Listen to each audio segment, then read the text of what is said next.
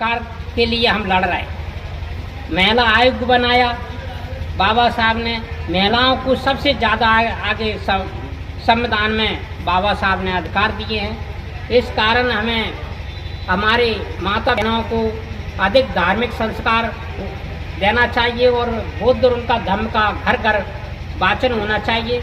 आज देखो वो 5% है देश के अंदर मनुस्मृति का प्रचार प्रसार कर रहा है, लेकिन हमारे उन 5% से अनुसूचित जाति ये देखा जाए और वो भी इसी को ना छोड़े। अकेले अनुसूचित जाति में जो शाक्य जाटव ज़्यादा इसमें भाग लेते हैं, तो शाक्य जाटव ही इतनी है कि वो 15% से 5% ज़्यादा ही हो सकते हैं। हर विधानसभा में 30,000 है, उनके 15,000 मिलती है। वो सोचे जिसको हराती है उसको हराती, राजनीतिक को भी खत्म कर सकते हैं। लेकिन हमारे लोग क्या है कि अटल प्रतिज्ञा नहीं करते। अटल प्रतिज्ञा में हमें कुर्बानी क्यों देना पड़े, लेकिन वो कुर्बानी आगे की भविष्य की पीढ़ी के लिए, उसकी स्वतंत्रता के लिए, और उसे बाबा साहब आगे की पीढ़ी, बाबा साहब का कहना था कि मेरी आगे की पीढ़ी मेरे जैसे बने। बाबा साहब का ये उद्देश्य था। रामाबाई का उद्देश्य था कि हमारी बहन बेटी की कोख से बाबा साहब जैसे संतान पैदा हो।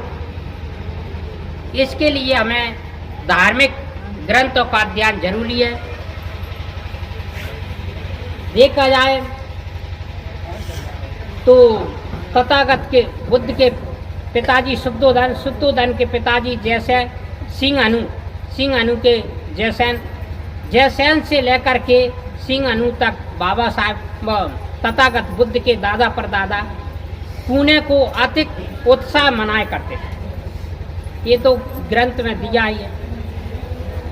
और पुणे के दिना वो वृद्धों को भोजन दान, रोगियों को दवा दान, तो हमारे कई वैद्य डॉक्टर हैं, पुणे के दिना हमें एक शिविर लगाना चाहिए और अधिक से अधिक हमारे उसमें धर्म प्रचार भी होना चाहिए और वो अपना समाज को जन जागृति फैलाना चाहिए।